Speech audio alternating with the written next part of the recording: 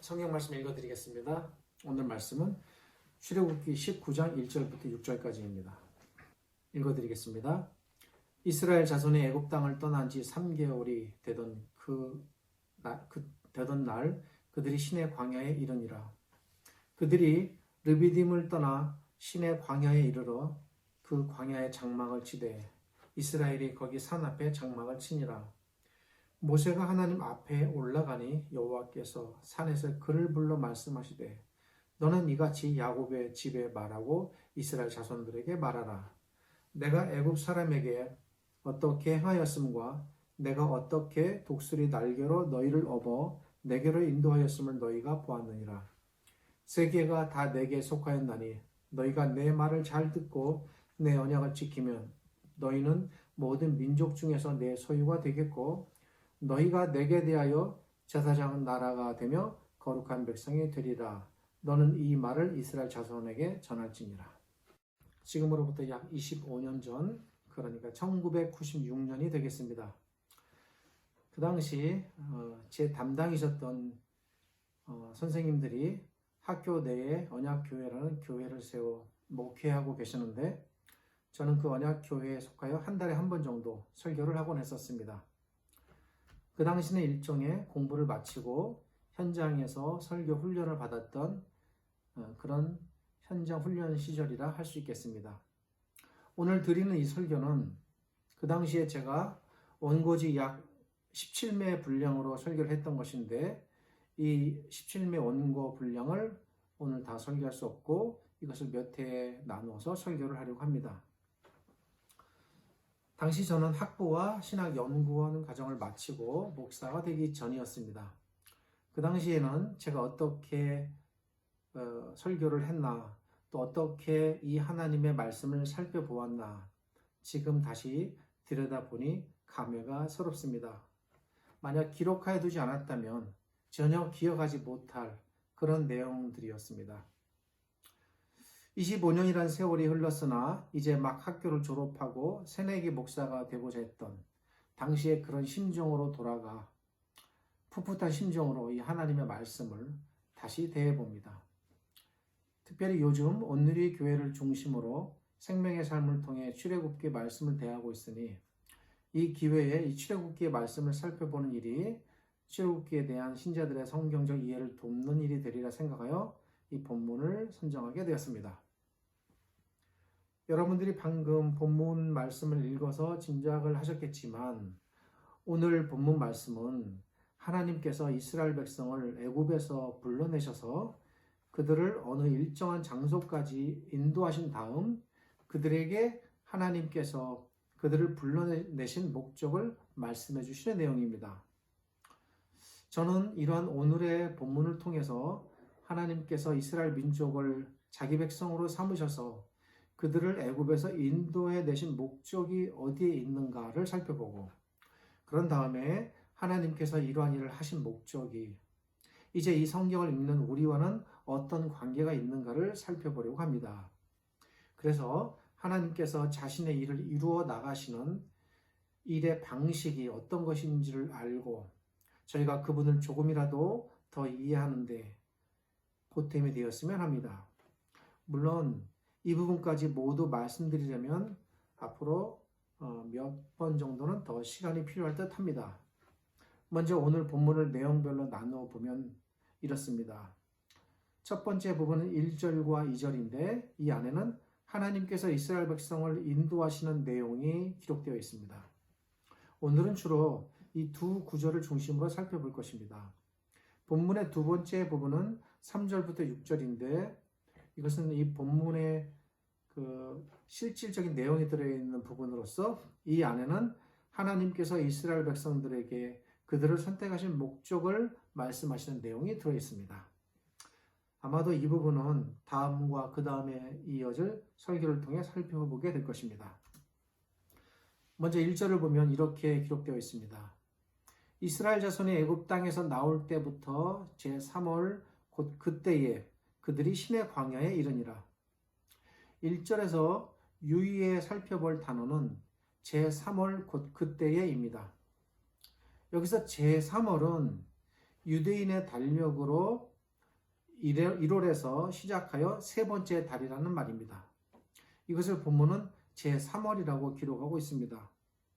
그리고 곧 그때에 라는 말은 바로 그날에 라는 말로서 이것은 어떤 달의 맨 첫 번째 날을 가리키는 구약적 표현입니다.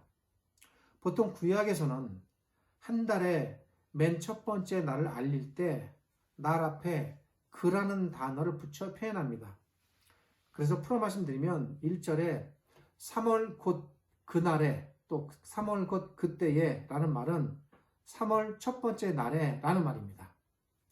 모세는 이렇게 이스라엘 백성이 애굽을 떠나 도착한 날이 언제인지 정확하게 밝혀주고 있습니다. 여기서 우리가 생각해 보려고 하는 것은 모세는 왜 구체적인 날짜를 알려주고 있을까?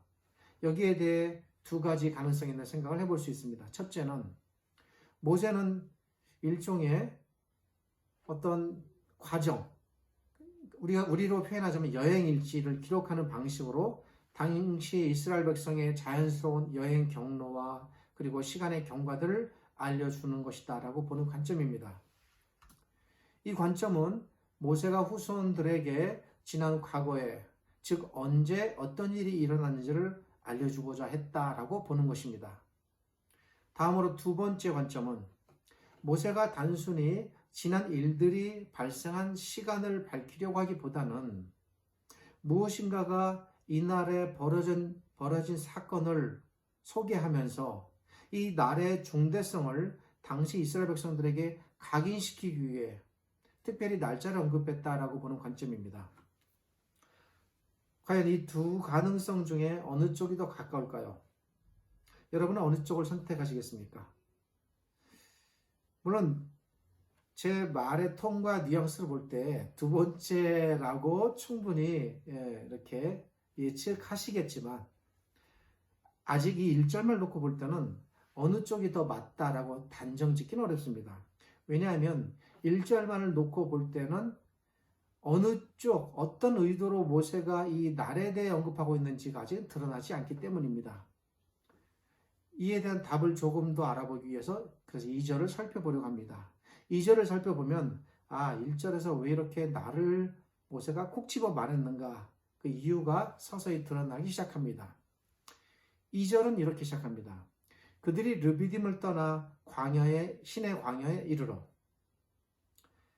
우리말 성경은 매우 뭉뚱그려서 아주 단순하게 표현했습니다. 근데 이 2절을 조금 날카롭게 살펴볼 필요가 있습니다. 1절의 시작과는 조금 대조를 이룹니다.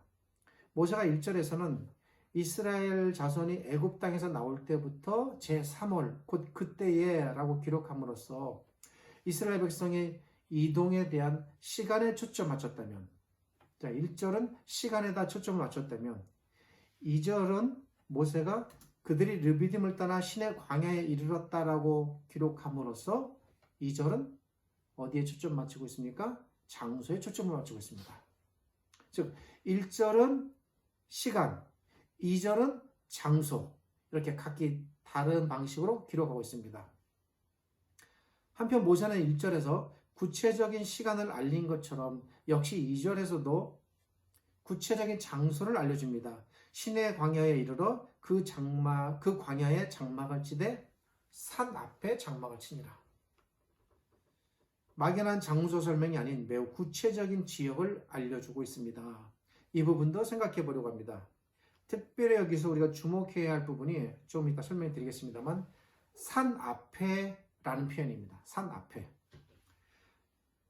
여기서 우리가 생각할 수 있는 한 가지 가능성이 있습니다. 그것은 2절의 기록 형식이 1절과 비록 시간과 장소라는 면에서는 다르지만 매우 상세하게 기록한 그 특징은 동일하게 나타나는데 2절에서 이 구체적인 장소를 언급한 것이 만약 모세가 단순한 여행일지를 기록하기 위한 목적이 아니고 뭔가 특별한 목적 때문에 이렇게 구체적인 장소를 모세가 거론하였다면 모세가 1절에서 이 날짜를 언급한 것 또한 특별한 목적이 있었을 것이다 라고 우리가 미루어 짐작할 수 있습니다. 그러니까 논리적으로 그렇게 연결이 되는 겁니다. 그래서 우리는 모세의 이런 시간과 장소에 대한 기록, 목적이 무엇인지, 어디에 있는지, 우선 이 본문을 잘 이해하려면 이 1, 2절에 대한 이런 모세의 생각과 의미를 알아야 합니다. 오늘은 주로 이제 이 부분에 대해서 알아보는 시간을 가지려고 합니다. 2절을 잘 집중해서 해석하면, 아하, 1절에서 그렇게 날짜와 시간도 등장하였구나 라고 이제 알게 되는 것입니다. 제가 조금 전 앞에서 말씀드렸듯 2절에서 구체적인 장소의 이동에 대해서 알려주었다고 말씀드렸습니다. 이 장소의 이동에 대해서 설명드리겠습니다. 이스라엘 백성이 시내 광야에 도착하기 이전에 그들의 출발 장소는 르비딤이라는 곳이었습니다. 이 르비딤은 아시는 분은 아시겠지만 출애굽기 17장에 나오는 장소로서 이스라엘 백성이 애굽에서 나와 이제 막 광야에 들어갔는데 마실 물이 없어서 고생했던 곳입니다. 그런 지역을 그들이 거쳐서 이제 시내 광야에 도착하게 됐습니다. 그리고 시내 광야의 한 지정된 장소에 그들의 장막을 치고 이제 일시적인 정착을 하게 되는데 이 기간이 조금 깁니다. 그런데 모세는 그들이 정착한 정확한 장소가 어디인지를 2절 뒷부분에서 밝히고 있습니다. 2절 뒷부분은 이렇게 기록되어 있습니다. 집중하겠습니다. 산 앞에 장막을 치니라. 이것은 우리말 성경을 제가 그대로 옮겨 놓은 것인데 이 우리말 성경을 히브리어 원문을 따라 정확하게 직역하면 이렇습니다. 아시겠지만 구약 성경은 다니엘서를 비롯한 일부를 빼놓고 대부분 다 히브리어로 기록이 되어 있습니다. 거기 곧 그 산의 맞은편에다가 장막을 치니라. 이게 히브리어 원문입니다. 우리말 성경에는 단순히 산 앞에 라고만 기록되어 있지만 히브리어 원문 성경은 이 부분을 거기 곧 그 산의 맞은편이다라고 뭔가를 기억을 상기시키는 듯한, 강조하는 듯한 이런 느낌을 주고 있습니다. 이런 살핌이 작은 일 같지만 이런 세밀한 부분이 때로는 성경에서 중요한 의미를 결정하고 그리고 그것을 담고 있는 그 문맥과 그 본문, 대지의 해석을 결정하는 그것을 방향을 제시하는 중요한 역할을 하게 됩니다. 그래서 우리는 때로 본문에서 작은 부분을 놓치고 그냥 읽어감으로써 기록자가 의도하고 있는 그런 부분들을 놓치게 되는데 오늘 이 부분이 바로 그런 부분입니다. 모세는 무엇 때문에 이 장소를 강조하는 것일까? 제가 조금 아까 히브리어 원문 지적을 말씀드렸죠? 거기 곧 그 산 앞에 이 말과 그냥 산 앞에 이건 전혀 다른 느낌입니다.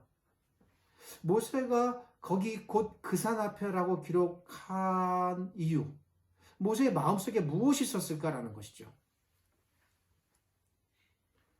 어떤 분이 제 설교를 들으면 앞으로 전개될 내용이 예측된다고 하는데 아마 오늘은 조금 어려울 것입니다. 조금 난이도가 있는 설교입니다. 이 장소와 그리고 하나님께서 앞으로 행하실 일들이 어떤 연관이 있을까?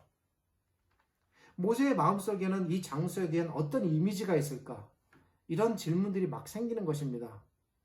만약 저처럼 이런 질문들을 전혀 하지 못하고 이 본문을 읽어나갔다면 사실은 이 1, 2절 안에 담겨있는 이 세밀하고 중요한 부분들을 다 놓치고 읽은 것과 마찬가지입니다. 그렇다고 이제 이 신자들을 제가 조금이라도 이렇게 무시하는 뜻으로 드리는 말씀은 아니고 그렇기 때문에 이제 조금 더 성경을 살피고 보살피고 이렇게 하는 그런 저와 같은 사람들이 필요하지 않을까라는 생각이 듭니다. 제가 번역한 히브리어 원문과 그리고 우리말 성경을 비교해 보면 두 가지 분명한 차이점이 여기서 발견됩니다. 그것은 첫째, 우리말 성경의 산이라는 것과 그것에 대하여 원문은 거기 곧 그 산이라고 거기에 대한 상당한 수식어를 붙였다는 것입니다. 모세가 뭔가 강조하고 그리고 기억하고 있습니다. 두 번째는 우리말 성경에는 그냥 산이라고만 되어 있는데 히브리어 원문 앞에 그라는 정관사를 붙였습니다.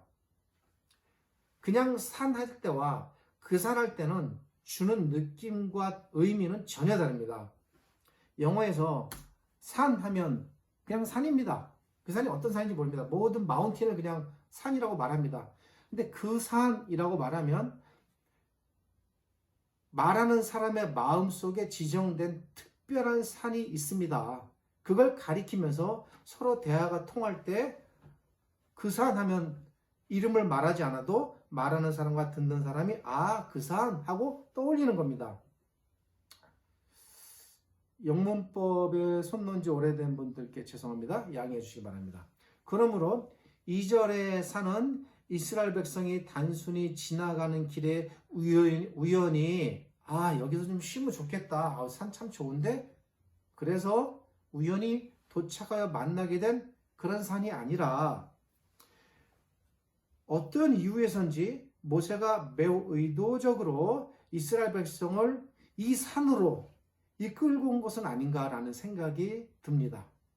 아직까지는 이제 그런 가능성 있는 추측을 해보는 것입니다. 조금 더 설교를 들으시면 그랬구나라는 생각이 들어오게 될 것입니다. 만약 그렇다면 이 산은 모세에게 매우 의미 있는 특별한 산일 것이다 라는 생각을 갖게 합니다. 모세와 개인적으로 매우 관련이 깊은 산, 그리고 그 산에 지금 이스라엘 백성이 모두 도착해 있다는 사실이 본문에서 모세의 과거와 이스라엘 백성의 현실이 만나는 접촉점입니다. 이렇게 되면 아까 우리가 1절에서 가졌던 의문에 대한 실마리도 풀립니다. 만약 모세가 지금 그 산이 이미 모세와 관련이 있는 곳이라서 그가 뭔가 강조하고 의도하여서 도착시켰다면, 단순히 여행일지를 쓰는 그런 차원이 아니라면 1절의 3월 첫째 날이라는 일자도 모세에게는 매우 의미 있는 특별한 날로 기억되었을 것입니다. 그래서 모세가 이 날을 언급한 것이다 라고까지 우리는 1절에서 유추할 수가 있습니다. 정리하겠습니다. 1절과 2절을 통해 드러나는 사실은 다음과 같습니다. 자, 전체적으로 제가 큰 그림으로 설명을 드리겠습니다. 모세는 죽음에 임박하여 약 그의 나이 120세가 될 무렵 가나안 땅을 눈앞에 바라보면서도 그 땅에 들어갈 수 없는 자신의 상황, 그것을 현실로 받아들여야 하는 처지 속에 안타까운 심정을 갖고 있습니다. 그렇지만 여전히 그에게는 가나안 땅에 들어가 정착하여 앞으로 살아가야 할 자신의 2세, 3세대들이 있습니다. 모세는 지금 그들에게 매우 중요하게 이제 마지막으로 전하고 싶은 것입니다. 모세는 3절부터 소개되는, 오늘 이제 1, 2절을 중심으로 살펴보지만 이 3절부터 기록되는 이 사건, 실제적인 내용을 말하기에 앞서서 그들에게 이 날짜와 장소를 상기시키는 것입니다. 그리고 이제 제가 사실 얼마 전에 이 출애굽기 19장부터 24장까지 몇 주간에 걸쳐서 한 7, 8회에 걸쳐서 언약이라는 큰 주제로 계속적인 설교를 했었는데, 이 산에서 언약과 십계명이 주어지는 것과 이 모든 절차들이 다 이루어지게 됩니다. 그러니까 이루어질 앞으로 일들과 연관해서 생각해 볼 때도 이 산은 보통 산은 아닙니다. 그것은 이제 앞으로 나타날 일들이고, 지금은 오늘 19장 1, 2절에서는 모세의 어떤 그 지난 과거와 연관되어 있는 산입니다. 그와 연관된 중대한 날짜와 장소를 모세가 지금 밝히는 것입니다. 이 사건과 관련된 특별한 날짜, 그리고 이 사건이 발생한 특별한 장소를 밝힘으로써 이스라엘 백성에게 자기가 말하고 싶은 사실이 얼마나 중요한지를 상기시키고 강조하는 것입니다. 자, 그러면 조금 더 구체적으로 2절에 기록된 그 산은 도대체 어떤 산을 가리키는 것일까? 그리고 이 산은 모세와는 어떤 개인적인 관련을 맺었던 산일까? 모세와 이 산과의 관련 사실을 보다 잘 알기 위해 우리는 출애굽기 3장을 살펴봐야 됩니다. 그리고 그 중에서 특별히 출애굽기 3장 12절을 읽어보아야 합니다. 출애굽기 3장 12절은 이렇게 말합니다. 하나님이 가라사대 내가 정녕 너와 함께 있으리라. 네가 백성을 애굽에서 인도하여 낸 후에 그 다음에 주목하셔야 됩니다. 너희가 이 산에서, 지금 하나님께서 모세에게 이 산에서라고 지금 이렇게 말씀하셨다는 것은 뭘 전제하는 것이냐면, 지금 모세가 어떤 산에 와 있는데 그 산을 지금 네가 있는 지금 바로 이 산에서라는 뜻이에요. 모세가 가보지 않은 다른 산을 가리키면서 하나님께서 이 산에서 말씀하시는 것이 아니라, 하나님께서 모세를 부르셨는데 모세가 지금 발 딛고 서 있는 그 산에 가리키시면서 이 산에서 하나님을 섬기리니 이렇게 하시는 말씀이에요. 그리고 만약에 그런 날들이 오면은 그렇게 섬기는 것 자체가 바로 내가 너를 보낸 증거가 될 것이다 라는 말입니다. 이 출애굽기 3장 12절의 의미를 알기 위해서는 출애굽기 3장 1절부터 그 내용을 다 살필 필요가 있습니다. 간략하게 상황적으로만 말씀을 드리겠습니다. 당시 출애굽기 3장의 배경이 되는 상황이 이렇습니다. 당시 모세는 애굽에서 40살까지 자란 후 그가 저지른 살인사건이 빌미가 되어 부득이하게 광야로 피신하게 됩니다. 우리가 다 아는 사실이죠. 그것에서 모세는 미디안의 족장을 만나게 됩니다. 다행스럽게 그 족장의 호의로 모세는 피신하게 되고, 그리고 그곳에서 족장의 일들을 도우면서 특별히 목동 생활입니다. 그리고 족장의 딸과 결혼까지 하게 되고, 그리고 장기적인 도피 생활이 시작됩니다.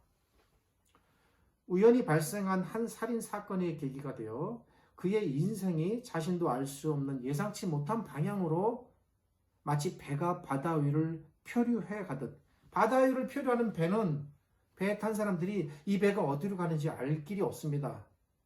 그처럼 모세는 자신의 의지와 상관없는 그런 표류하는 삶을 살게 되는 것입니다. 그리고 그 기간이 무려 40년입니다. 그러나 그것은 모세의 관점이었을 것입니다.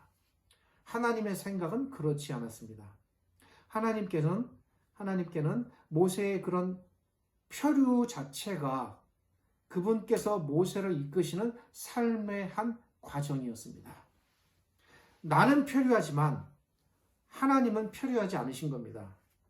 모세에게는 방향이 없는 듯 보였지만 하나님께는 정해놓은 방향이 있으셨고, 모세도 모르게 하나님께서는 조금씩 그 방향으로 키를 틀어가며 모세를 이끌고 가셨던 것입니다. 모세는 지금 자신은 모르지만 자기도 모르게 하나님의 방향으로 가고 있었고, 그 40년의 생활이 다 끝나갈 무렵 그 방향의 도착 지점에 이르게 되었습니다. 그래서 도착 지점에 딱 이르러서 목적지에 도착하게 되는데, 모세는 물론 몰랐겠죠. 하나님께서 이끄셔서 그 도착 지점에 도착하게 하셨는데, 그 지점이 모세가 바로 양을 치다가 도달하게 된 이 산이었습니다. 이게 너무 놀라운 겁니다. 40년 전 애굽에서 나와 40년이라는 세월이 흘렀습니다. 모세에게는 모든 것이 과거였고 이미 잊혀진 일들입니다. 모세가 왜 자기 백성을 살리기 위하여 애굽인을 죽였을까? 그것은 개인적인 분노나 살이 때문에 이루어지는 아니라고 저는 생각합니다. 그때 분명히 모세에게는 꿈이 있었고 야망이 있었습니다. 이스라엘 백성의 구원과 독립이었습니다. 그들의 지도자가 되어 그들을 애굽의 압박에서 건지리라는 그런 꿈이 있었는데, 그것이 지나치게 과하게 표출되어 그 일이 벌어진 것입니다. 그랬던 그의 꿈도 야망도 모두 물거품처럼 사라졌습니다. 그렇게 완전히 사라진 시기에 날마다 양들과 거닐며 풀이나 뜯기던 것이 일상이었던 그런 모세에게 40년 동안 그 배를 표류하는 배를 도착지에 도착하게 하신 하나님, 그리고 모세를 그곳에 도착시켜서 그 산으로 모세를 불러서 거기서 모세를 만나 이야기하시는 겁니다. 그 출애굽기 3장에 등장한 산이 바로 출애굽기 19장에 등장한 바로 이 산입니다. 하나님께서 이미 모세의 조상들과 맺으신 언약을 알려주십니다. 그리고 이제 하나님께서 그 언약에 근거하여 이스라엘 백성을 구원하려 하신다라고 하나님의 계획을 말씀하십니다.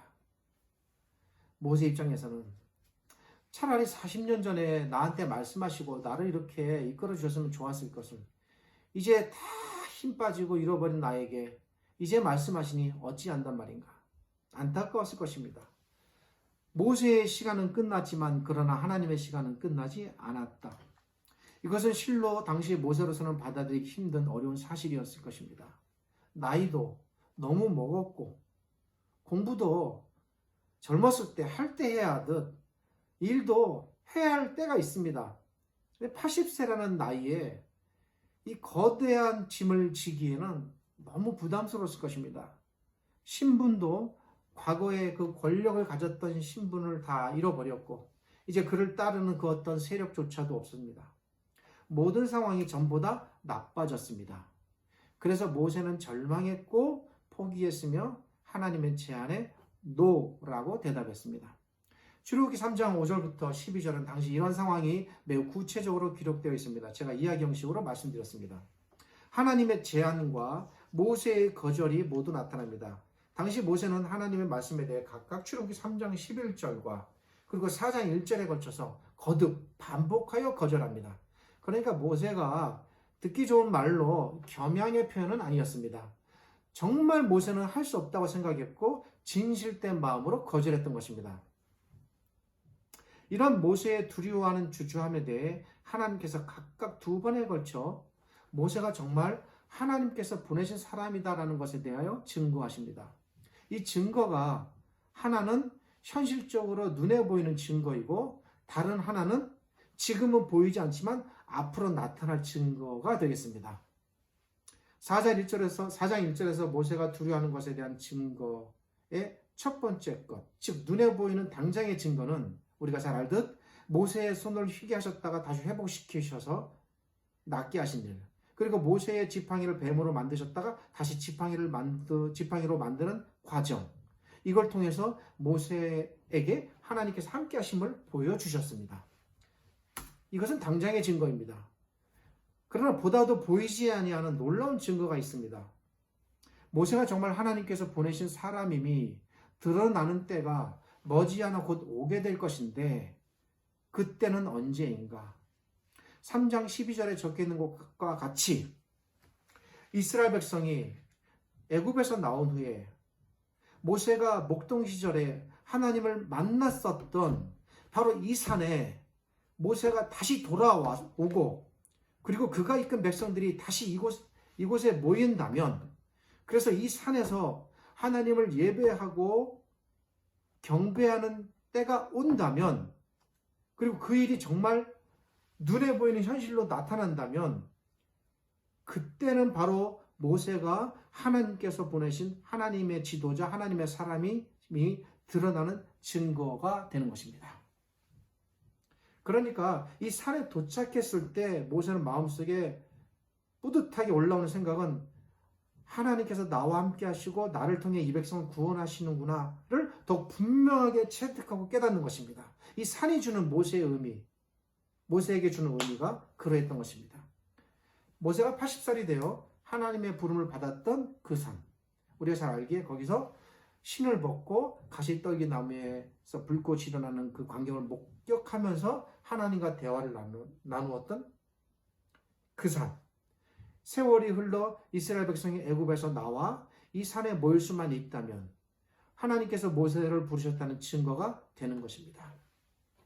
그래서 모세는 이 산과 그리고 이 산에 도착한 날짜가 매우 뜻깊었던 것입니다. 모세는 80살에 자기가 지금 백성들과 와 있는 이 산에서 이미 과거에 부름을 받았고, 그리고 이 산에 머물렀다가 이 산에 대한 기록을 할 때는 다시 광야에서 40년을 또 보낸 약 120세가 되었을 무렵입니다. 그러니까 80살에 이 산에서 부름을 받았고 이 산에서 도착한 후에 다시 120세가 된 후에 40년 전에 이루어진 일들을 생각하며 기록하는 것입니다.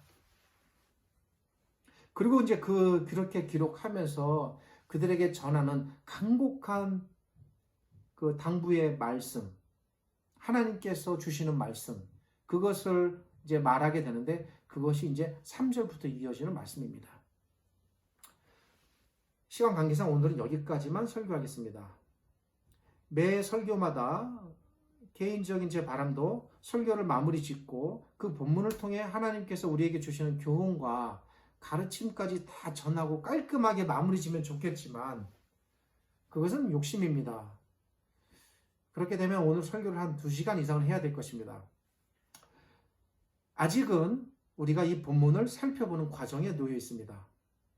앞으로 조금 더 힘드시겠지만 참아주시고 그래서 이 본문에 대한 설명이 조금 더 진행이 되면 그때의 이 본문을 통해 하나님께서 우리에게 말씀하려고 하셨던 사실이 무엇인지 드러날 것입니다.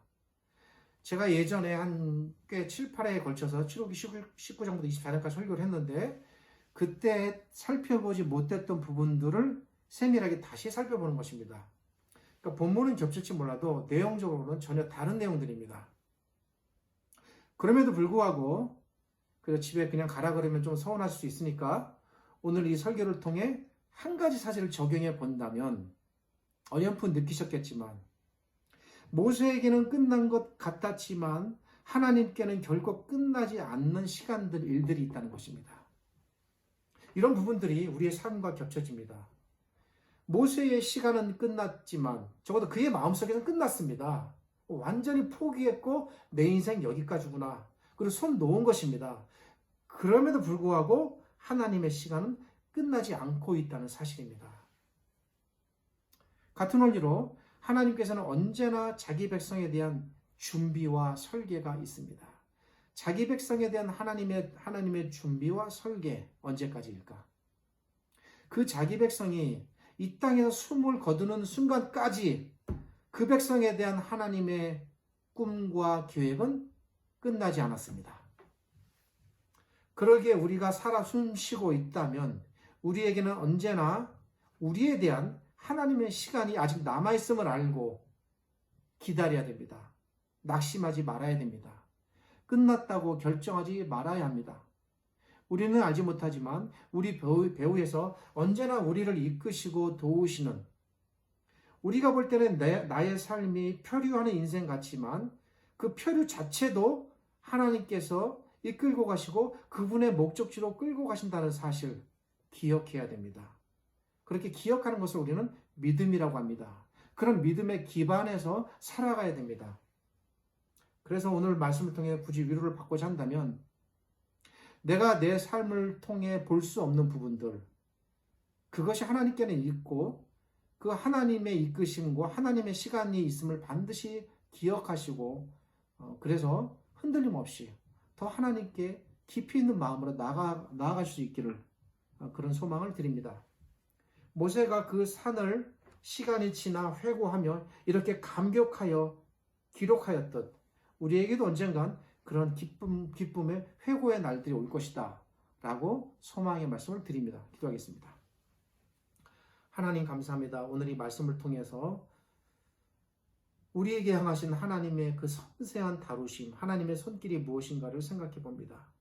내가 나의 삶을 볼 때는 너무 힘들고 지쳐 보이는 것이 없고 내 삶에 도무지 목표와 정해진 방향이 없는 듯 그래서 좌절하고 갈망하며 힘들어하겠지만 그래서 어쩌면 그 옛날 모세도 그렇게 포기하고 날마다 좌절의 삶을 살았는지 모르겠지만 결국 하나님의 시간은 마련되어 있었고 하나님의 백성을 날마다 그렇게 차별 없이 모세에게나 우리에게나 동등한 원리로 대하시고 이끄심을 저희가 배웁니다. 이런 하나님이 우리 곁에 늘 머물고 계심을 저희가 알고 위로받고 힘을 얻게 하여 주옵소서.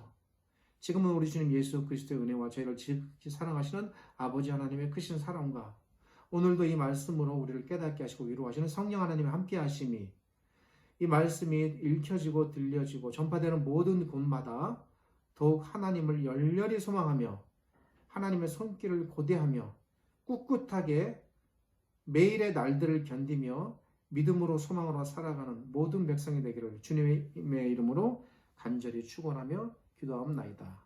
아멘.